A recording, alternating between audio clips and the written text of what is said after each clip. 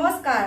মই বৰ্ণালী মোৰ অন্য এটা ভিডিঅ'লৈ আপোনালোকক স্বাগতম জনাইছো বন্ধু বান্ধৱীহত আজি মই ক'বলৈ অহা কাহিনীটো হৈছে এজনী ছোৱালীৰ ওপৰত অৰ্থাৎ এজনী বোৱাৰীৰ ওপৰত সঁচাকৈ এজনী ছোৱালীৰ জন্মলৈ জীৱন কটোৱাটো বহুত কঠিন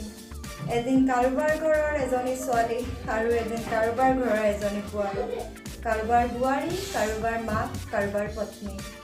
হয় এতিয়া বুজি পাইছো কোনো মানুহে কিয় ছোৱালী জন্ম হোৱাটো নিবিচাৰে কোনো মাক বাপেকে নিবিচাৰে যে এজনী ছোৱালী ইমান কষ্ট কৰি ডাঙৰ দীঘল কৰাৰ পাছত বেলেগৰ ঘৰত কোনোবাই তাইক বস্তুৰ দৰে ব্যৱহাৰ কৰক কোনো এজনী ছোৱালীয়ে নতুন ঘৰখনত বিয়া পাতি আহি এইটো ভাবি নাহে যে মই নতুন ঘৰখনত কাজিয়া কৰিম সংসাৰখন থান-বান কৰি পেলাম বা মই তেওঁলোকৰ বুকৰ পৰা তেওঁলোকৰ ল'ৰাটোক আঁতৰাই আনিম এইখিনি কোনো ভাবি নাহে হয়তো ভাবিবলৈ বাধ্য কৰে আঁতৰি যাবলৈ বাধ্য কৰে তাৰ পাছতো কি কয় মোৰ ল'ৰাটোক বুকৰ পৰা আঁতৰাই নিলি ইমান কষ্ট কৰি ডাঙৰ দীঘল কৰিছিল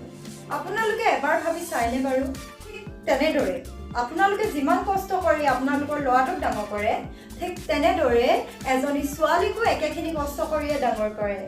আপোনালোকে কি ভাবে অকল ল'ৰাটোক ডাঙৰ দীঘল কৰোঁতে কষ্ট হয় ছোৱালীজনীক নহয় ময়ো এগৰাকী এটা ল'ৰাৰ মাক ময়ো নাভাবোঁ মোৰ এজনী ছোৱালী হওক বুলি কাৰণ কিয় মই নিবিচাৰোঁ মোৰ বুকুৰ কলিজাটো বেলেগৰ ঘৰত গৈ বস্তুৰ দৰে ব্যৱহাৰ হওক বুলি এজনী ছোৱালীক যেতিয়া চাবলৈ যোৱা হয় তেতিয়া দৰাঘৰীয়া মানুহে কয় আমাক যৌতুক নালাগে আমাক মাত্ৰ ছোৱালী এজনী লাগে আৰু চোতালখন লাগে আমাক যৌতুকৰ প্ৰয়োজন নাই আমাৰ একো অভাৱ নাই আপোনাৰ ছোৱালীয়ে আমাৰ ঘৰত কষ্ট নাপায় ঠিক বিয়া হৈ যোৱা 2-3 মাহৰ পাছতে ইমান যে সৰু বস্তু এটাও যদি যৌতুকত দিবলৈ থাকি যায় নহয় সেইখিনি কথা নাই বাপেৰ মাৰৰ ঘৰৰ পৰা কি আনিলি যদি কেনেবাকে বোৱাৰীজনী কিবা এটা কামত ভুল হৈ যায় আপোনালোকে কথা শুনাই যে মাৰ বাপে কি সংস্কাৰ দিলে ভাল সংস্কাৰ নিদিলে কাম কি শিকি আহিলি একো কাম নিশিকালে মাৰে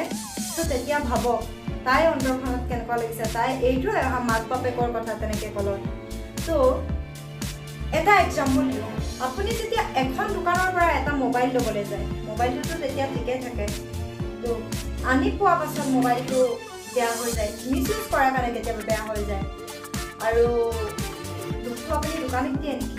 বা দোকানখনক দিয়ে নেকি নিদিয়ে ন দুখটো নিজৰে ঠিক তেনেকুৱাই প্ৰথমতেতো বোৱাৰীজনী আনিবলৈ যাওঁতে বোৱাৰীজনী বেয়া নাছিলে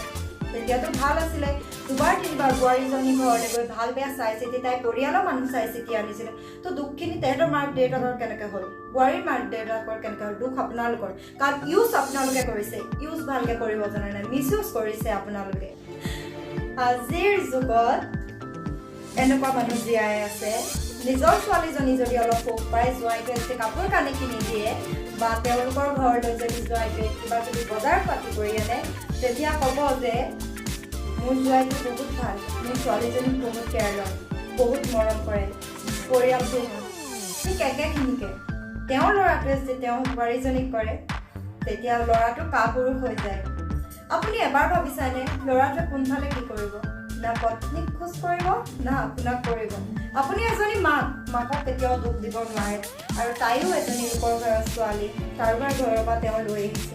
তো আপোনালোকৰ বোৱাৰী শাহুৰ মাজতে যদি এইখিনি পাৰ্থক্য ৰখি যায় ছোৱালীৰ বোৱাৰী তো তেতিয়াহ'লে ল'ৰাটো ক'ত থাকিব আপোনালোকে এবাৰ ভাবি চাইনে আপুনি কৰা ব্যৱহাৰখিনিক যে আপোনাৰ ল'ৰাই কষ্ট পাই আছে কাৰণ কিয় বোৱাৰীজনী ল'ৰাটোৱে লৈ আহিছে এটা সঁচা কথা আপোন তেতিয়াই চিনি পায় যেতিয়া বিপদত পৰে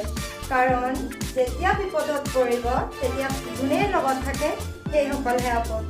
এটা কথা মনত ৰাখিব আপোনাৰ ল'ৰা বোৱাৰী যিমানেই বেয়া নহওক আপোনাৰ বিপদত সদায় আপোনাৰ কাষত আপোনাৰ ল'ৰা বোৱাৰী থাকিব আৰু ঠিক তেনেদৰে আপোনাৰ শাহু শহু যিমানেই বেয়া নহওক লাগিলে গালি পাৰক কথা শুনক সদায় বিপদত আপোনাৰ লগত আপোনাৰ শাহু শহু থাকিব শাহু শহু নথকাসকলক সোধক তাৰ অভাৱ অনুভৱ আৰু ককাসকলৰ আৰু ক'বই নালাগে দুখৰ মাজতে সংসাৰখন চলে সেইকাৰণে অলপ ধৈৰ্য ধৰি ঘৰখন সুখী কৰি উঠক নিজৰ ঘৰৰ পাৰ্চনেল কথাবোৰ বেলেগক কেতিয়াও নক'ব আৰু এনেকুৱা জেগাত নাযাব যি জেগাত গ'লে আপোনাৰ সংসাৰখন ভাগিব পাৰে ঘৰখনত অশান্তি হ'ব পাৰে এনেকুৱা জেগাত যাব নালাগে মানে কথাটো এনেকুৱা য'ত নেকি 4-5জনী মানুহে মেল পাতি আছে, কোনো কাম নাই, কাম ধান্দা নাই, ৰাস্তাই পদূলিয়ে বহি মেল পাতি আছে। তেনেকুৱা মেলৰে কেতিয়াও নিজৰ বোৱাৰীজনীক পঠাব নালাগে বা পত্নীজনীক। কাৰণ কিয় সেইখন মেলত ভাল আলোচনা কেতিয়াও নহয়, লোকৰ কথাই আলোচনা হয়, নিজৰ শাহুৰ কথা ক'ব বা বেলেগৰ কথা হ'ব। তেনেকৈ বোৱাৰীজনী নষ্ট হয় বা বোৱাৰীজনী ঘৰখনত অশান্তি হয়। আমাৰ মাজত এনেকুৱাখিনি ভুল হৈ যায় যে আমাৰ কিছুমান পাৰ্চনেল কথা বেলেগৰ আগত কৈ পাওঁ। কিছুমান এনেকুৱা কথা থাকে যিখিনি কথা নক'লে আমাৰ মন ভাল নালাগে। তো বেলেগৰ আগত কোৱাকৈ ঘৰখনৰ মানুহখিনি এইখিনি ফ্ৰীডম দিয়ক যে এইখিনি কথা আপোনালোকক ক'ব পাৰে, বেলেগক নহয়। কিয়নো আমাৰ পাৰ্চনেল কথাখিনি বেলেগক কোৱা মানে সেইখিনি আমাৰেই বিপদ, আমাৰেই বদনাম। কিয়নো আপোনাৰ যেতিয়া বিপদ আহিব সেইখিনি মানুহে আপোনাক সহায় নকৰে, সহায়টো কৰিব আপোনাৰ ঘৰখনৰ মানুহে। সেইকাৰণে বেলেগৰ আগত কেতিয়াও এইখিনি কথা নক'ব। ঘৰৰ পাৰ্চনেল কথাখিনি, ঘৰৰ কথাখিনি ঘৰতে কথা পাতি পেলাই চলিউশ্যন উলিয়াওক। বন্ধু বান্ধৱীসকল এইখিনিকে ক'লোঁ, কাৰণ এইখিনি কথা জনাৰ বহুত প্ৰয়োজন। বোৱাৰীসকলো শাহু শহুসকলেও এইখিনি কথা যদি গুৰুত্ব দিয়া হয়তো আমাৰ জীৱনৰ কিছুমান প্ৰব্লেম ছল্ভ হ'ব পাৰে। সেইকাৰণে কৈছোঁ, যদি ক'ৰবাত ভুল ভ্ৰান্তি হৈছে তেতিয়াহ'লে মাফ কৰি মোৰ ভিডিঅ'টো আজি ইমানতে সমাপ্ত কৰিছোঁ।